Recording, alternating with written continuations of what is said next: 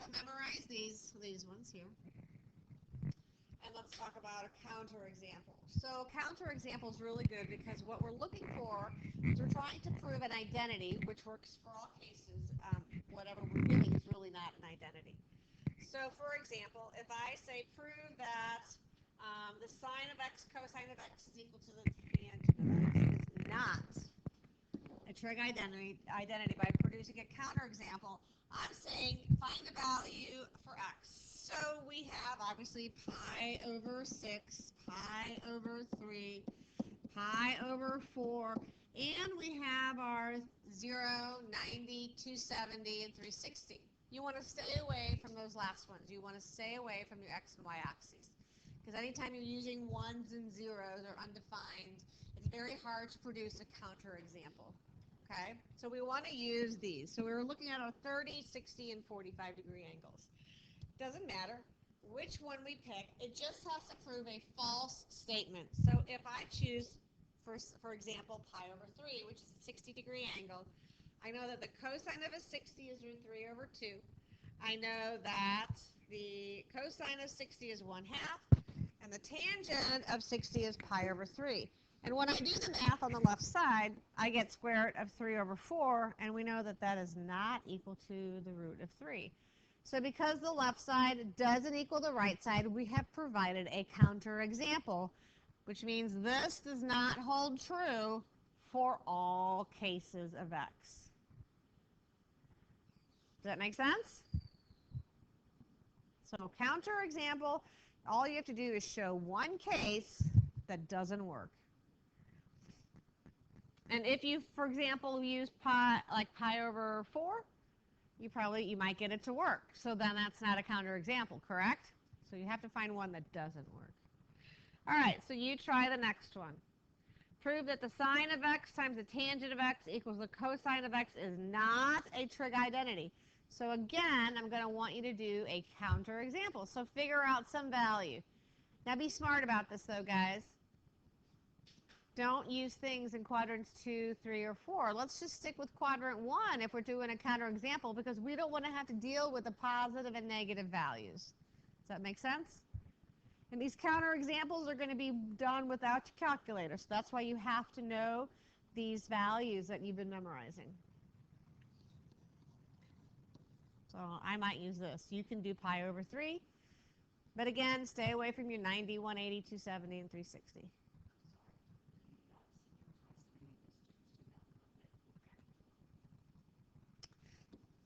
So I'm going to do this one. You do a different one.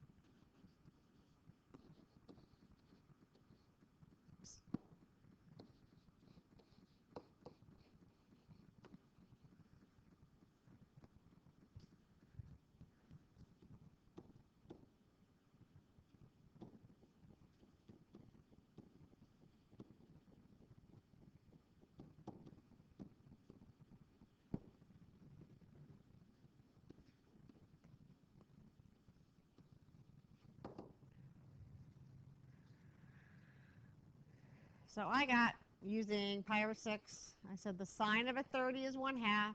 The tangent of a 30 is square root of 3 over 3. Isn't that right? No? What? No, I meant 6. Yeah. I think I used the right values when because what's the tangent of a 30? Isn't that square root of 3 over 3? So I put the right values in. I just,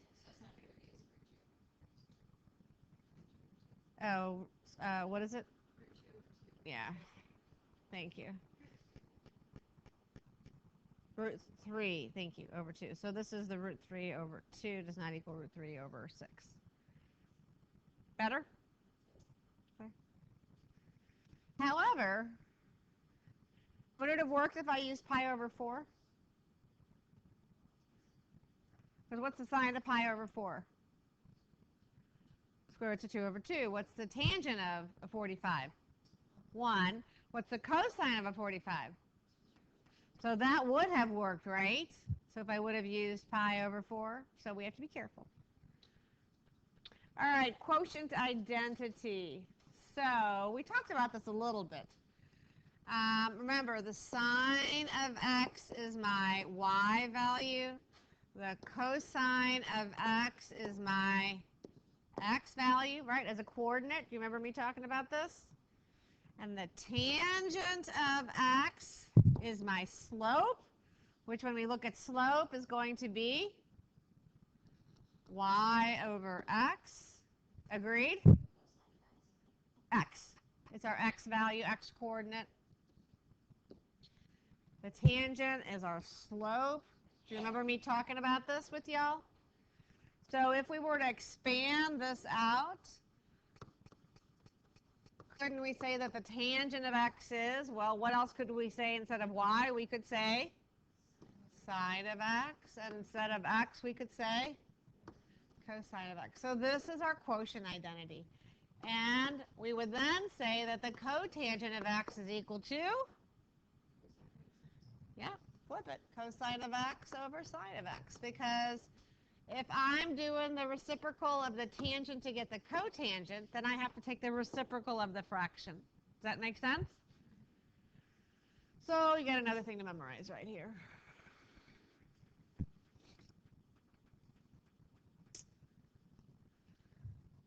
Because as we do these proofs that we're getting to eventually, we want everything to be simplified in terms of sines and cosine, even the tangent, if possible, to make our life a lot easier to manipulate. All right, so here we have a unit circle. We're going to put it on our x and y axis. It's a unit circle because we know that no matter where we are in the circle, this radius has a value of 1. So if we create a right triangle, we have an angle right here, we have a right angle. We know that this is the x value, yes, of our triangle, and this part is the y value. And if we create a right triangle, we know that we can use the Pythagorean theorem, yeah? So what's the Pythagorean theorem say? And if I don't have A and B, then I would say, in this case, what would I say? That x squared plus y squared equals 1. But we want this to be applied to trig. So what did we say x could also be named as? Cosine. X is the cosine. So instead of x squared, we're going to go cosine of x squared. And instead of y squared, we're going to go sine of x squared. And if we simplify this out, make sure that you know that cosine of x squared does not equal cosine of x squared. I am squaring the function, not the value. And x is our value. So what we want to write is cosine squared of x and sine squared of x. And this is our Pythagorean identity. It's one of 3. Now, the key to these identities, and you use them, is notice that you've got squared values in here. So we know what the sine is, we know what the cosine is, we know that tangent is the quotient of the sine over the cosine. But anytime you start seeing squared values inside your identities or your problems, you're going to want to go to these Pythagorean identities and manipulate them. Okay, so cosine squared plus sine squared is 1, but I can get 2 other ways of writing it. Simply by manipulating. What else? What's another way I could write cosine squared plus sine squared equals 1?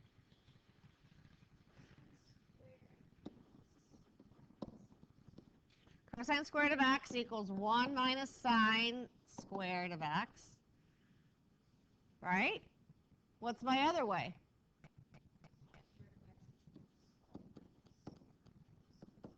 Yeah, good. So these are the alternative ways to manipulate.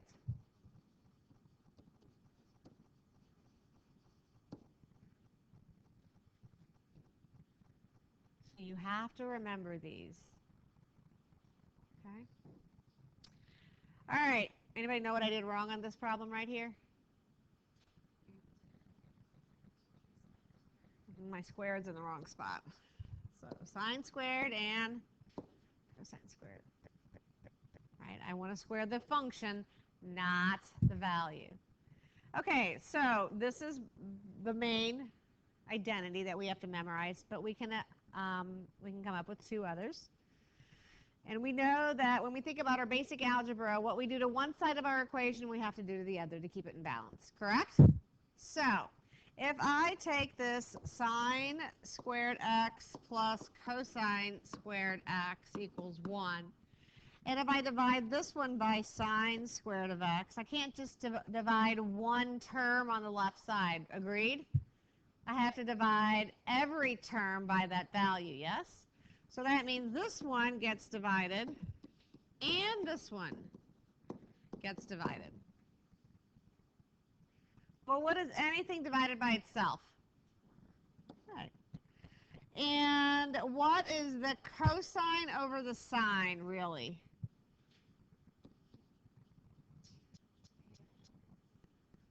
Cosine over sine is cotangent. So cosine squared over sine squared is cotangent squared of x, right? And 1 over the sine of x is cosecant of x, so this is cosecant squared of x. So here is another one of our trigonometric identities that we have to memorize. Are we good? So then the last one. Start with the sine squared of x plus the cosine squared of x equals 1. What do you think I'm going to divide by now? Yeah, just cosine? Cosine squared of x. Cosine squared of x. Cosine squared of x. Girls, if you leave out the x and you write just cosines, I'm going to count it wrong because it has to be the cosine of something. Okay? So you simplify this down. What is this going to give to us?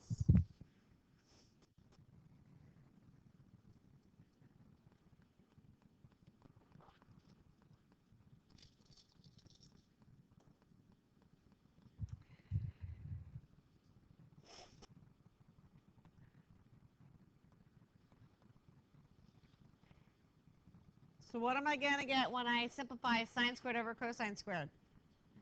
Tangent squared of x plus equals, good. So from the Pythagorean identity, the main one, we are able to derive two others. But we have to be able to manipulate them in our problems. So we know that sine squared is the same thing as 1 minus cosine squared. Or cosine squared is the same thing as 1 minus sine squared. These can be manipulated too. If you make a mistake, it's going to be making a mistake with your signs being positive or negative. So be able to manipulate.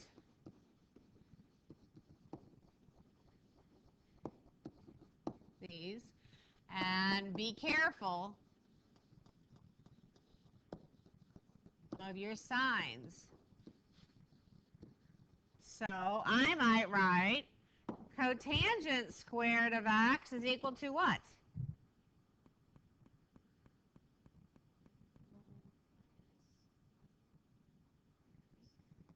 So cotangent squared, all by itself here. What's getting moved? And how do I move it? What? Minus 1. So we want to go cosecant squared of x minus 1, not 1 minus. Does that make sense? Or I could say cotangent squared of x minus cosecant squared of x equals -1. right? So be really careful that you get the signs correct. Which one's negative, which one's positive. Likewise, I could say tangent squared of x minus secant squared of x equals -1. Or I could say 1 is equal to secant squared of x minus tangent squared of x. The big thing is these are all squared. So when we get to the proofs, whenever we see these squared terms, we want to go back to be able to manipulate in and use these Pythagorean identities to help us. Yes?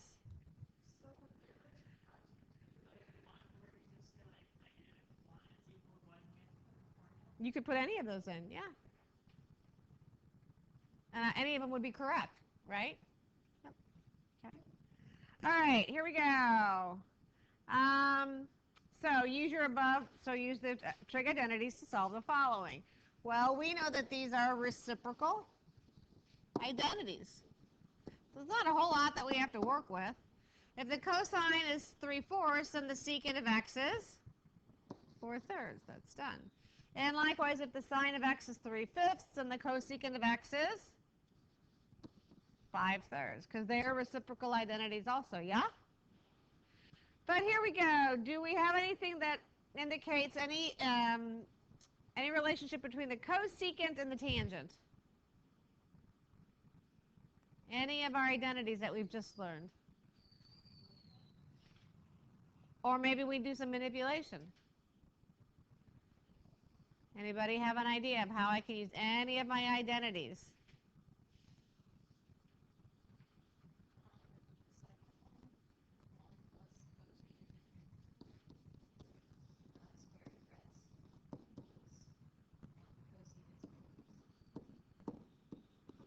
So I know what cosecant of x is, so I can just square that, right?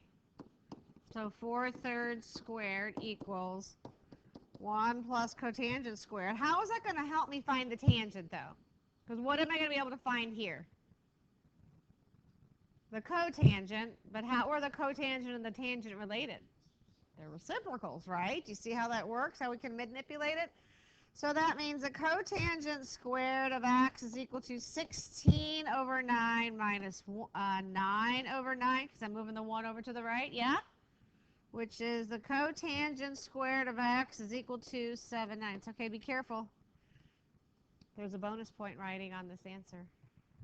What's the answer to this? What's the cotangent of x equal to?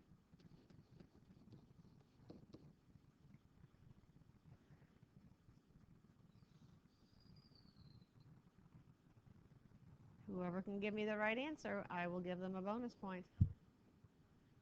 Well, cotangent squared is 7/9.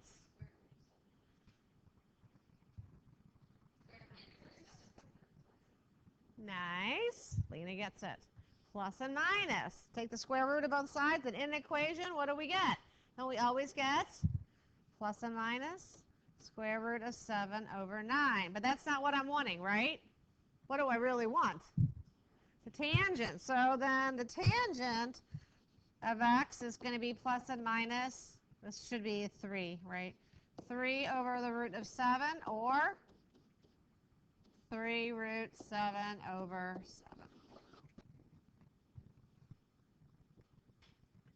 So remember, your degree tells us how many possible solutions we can have.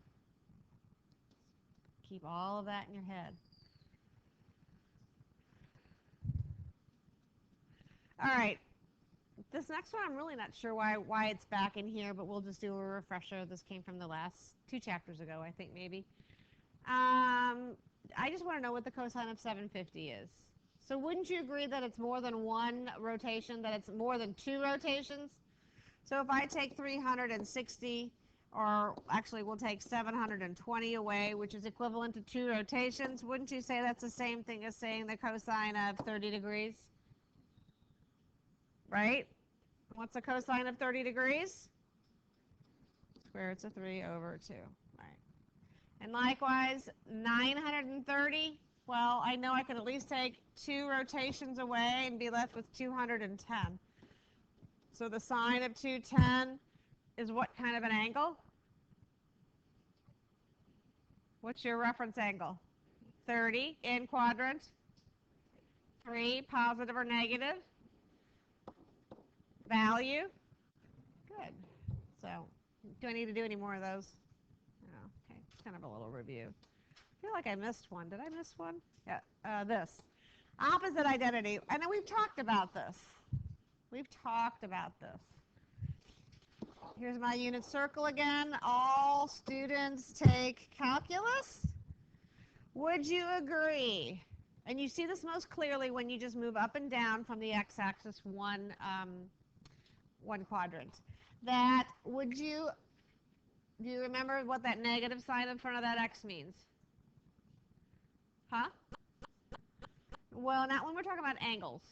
What's that negative? Like the sign of negative 30. What is that negative telling me to do? Right, it's a negative rotation. Remember that negative implies rotation. So would you agree if I rotate negatively, what is the sign going to be, positive or negative in this quadrant? Negative. So can't I just say, find the sign of the angle and stick a negative sign on there? That's all that that's saying, okay? Likewise for the cosine. If I do a negative rotation, well, what is the cosine of something in this quadrant? So isn't it the same thing as just if I do a negative rotation, just take the sine or the cosine of that value? Does that make sense? Okay, that's all that that's saying.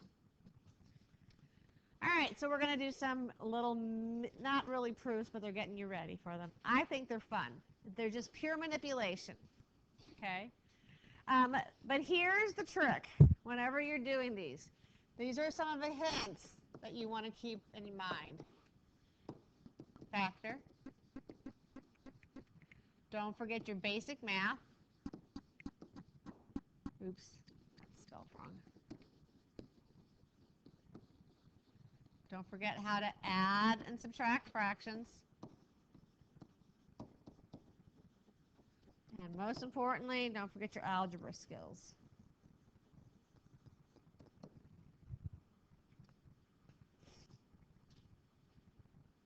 Just some little hints to help you on these. So what we're trying to do on these problems is we're trying to simplify them down to some kind of a single trig function. So remember what I said earlier. Try to get everything in terms of sines and cosines and see what happens. So this first thing, and don't, if at all possible, don't use reciprocal trig functions unless you're using your identities. So are you agreeable that the cosecant of x over the cotangent of x is the same thing as the cosecant of x over 1 times what? 1 over cotangent of x. It has to be 1 over, correct? So that when I put them back together, this stays in the numerator and this stays in the denominator, yeah? Now, why would I have done this? Because I have reciprocal trig functions that I want to be able to flip, yeah? And they're really difficult to flip when they're already as a fraction. Does that make sense? So we said the cosecant over 1 is the same thing as saying 1 over sine. And 1 over the cotangent is the same thing as saying tangent over 1. Let's put some equal signs here because we're just rewriting them. These are equivalent ways of writing this. Now the other thing I said is we always want things to be in terms of sines and cosines when possible, yes? So this is fine that it's 1 over the sine of x. But how do I write the tangent of x? Tangent is the slope. The slope is the y over the x. What represents y? Sine over cosine. So here we go, some algebra and math. If a value appears in the denominator and the numerator when we multiply, what are we allowed to do? Sine of x is canceled, which means this is equal to 1 over the cosine of x. But we can simplify 1 over the cosine of x. What is it? Secant of x. All right, and we're done. So all of this is a fancy way of writing secant of x. But we're applying all of our knowledge of all the trig. Okay, so let's look at this next one. This is all multiplication going on. Yes. Yeah, simplest form. Just like saying 3 over 1, it's just 3. Okay. So I'm going to leave this one. I'm going to change that one, and I'm going to change that one. So I'm going to leave this as cosine of x. I'm just going to, argument's sake, put it as 1. And instead of writing the cosecant of x, I'm going to put it as 1 over the sine of x.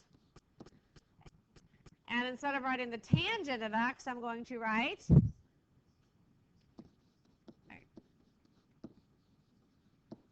remember, don't forget your argument or your x. What are we trying to take the sine and the cosine of? Now, what am I allowed to do? My cosines drop out, one at the top, one at the bottom, yeah? My sines cancel out, one on the top, one on the bottom. I'm just multiplying these fractions. So remember, this is just basic math that you did when you learned how to cancel. Okay, so when everything cancels out, what do you get? Ta-da! All right, you try the next one.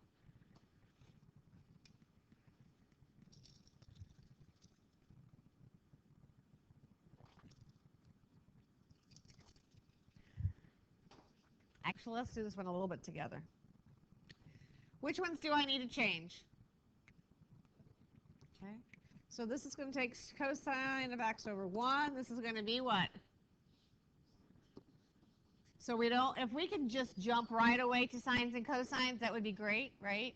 So this would be cosine of x over the sine of x plus sine of x over 1. Okay, can I cancel these signs? Good. Why can't I cancel them? Because I'm adding, I'm not multiplying, right? I can only cancel in fractions when I'm multiplying, correct? Okay, that means I need to simplify this. What is this going to become?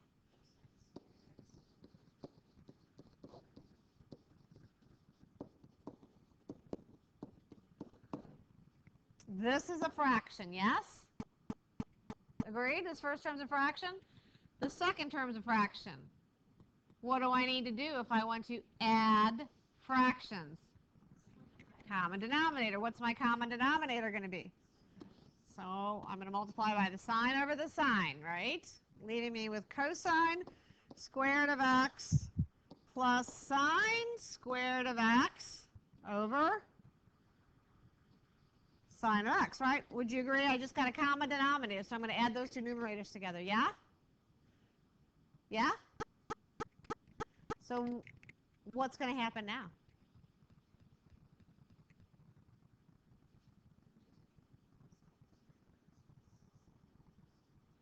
So can I take this sine into this sine?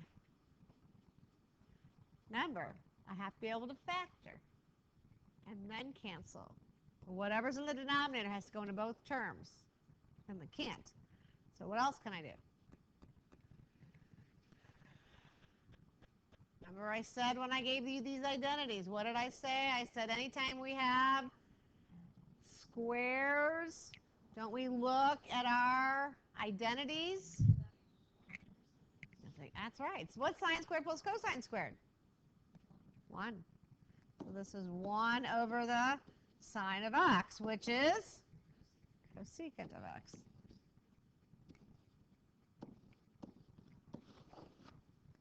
So this is just one big keep manipulating, keep manipulating, keep manipulating. But don't forget your basic math, your algebra. Don't try to force these to work. All right, now try this one.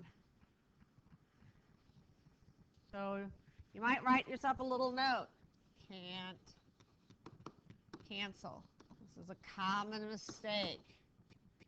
Same thing here. Can't cancel.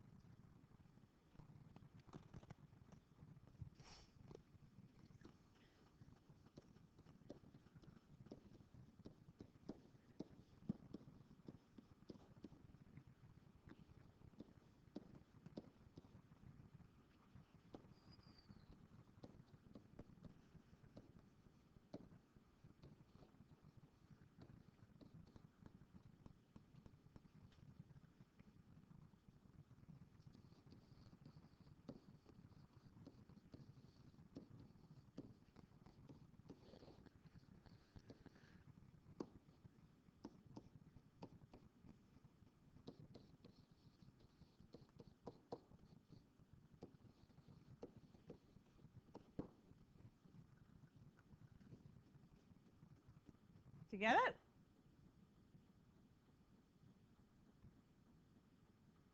Ask me questions.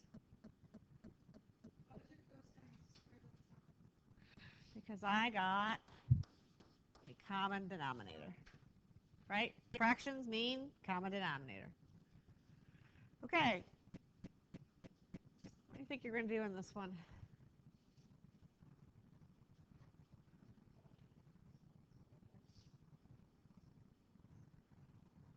Multiply sine squared of x by cosine squared of x? I don't understand. Is that what I heard? So we don't want to multiply anything because we don't have a common denominator, right? So multiplying helps you get a common denominator. Think about everything that I said in these hints.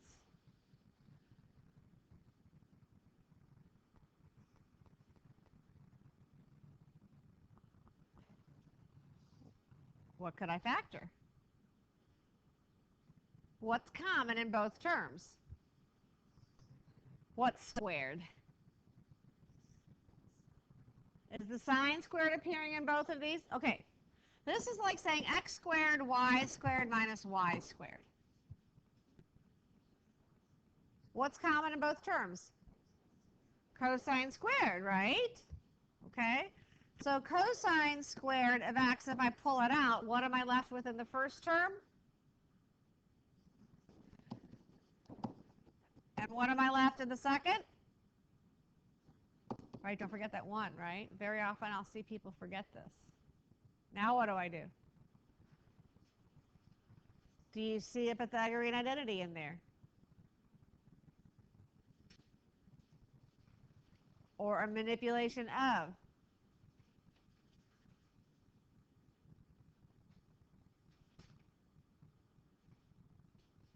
Look back at your notes. I know the answer to this, guys. You guys have to think.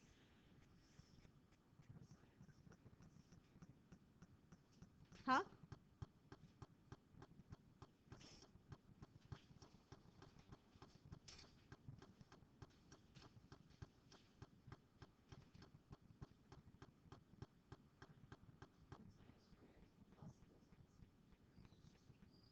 Okay. Can you manipulate that? So you just told me that sine squared x plus cosine squared x equals 1. Can I manipulate that to help me in here?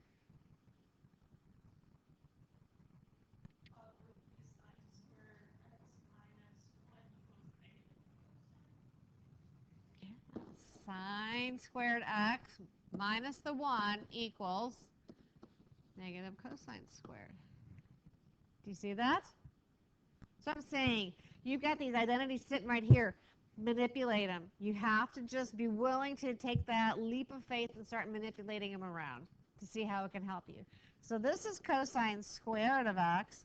This is negative, and I'm glad that you didn't drop that negative, cosine squared of x. Well, what's a squared times a squared? What's x squared times x squared? So what's cosine squared times cosine squared? Cosine to the, so it's just negative cosine to the 4th of x, which is totally legal. Okay? Yes, ma'am.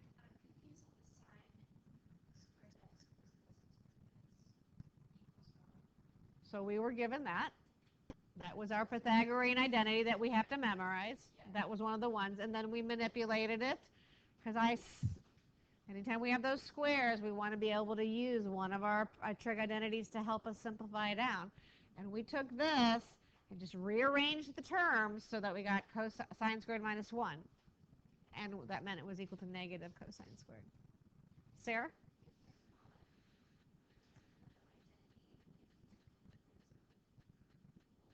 Uh-huh. Well, I can say I'm going to give you 2 apples, right? Or let me think what I can say. Okay, it's 12 inches is equal to 1 foot. I can either write it as 12 inches or I can write it as a foot. So sine squared minus 1 is identical to me saying negative cosine squared. Sine squared minus 1 is the same value as saying negative cosine squared. They're interchangeable. So we're doing a substitution in a way. Does that make it more clear?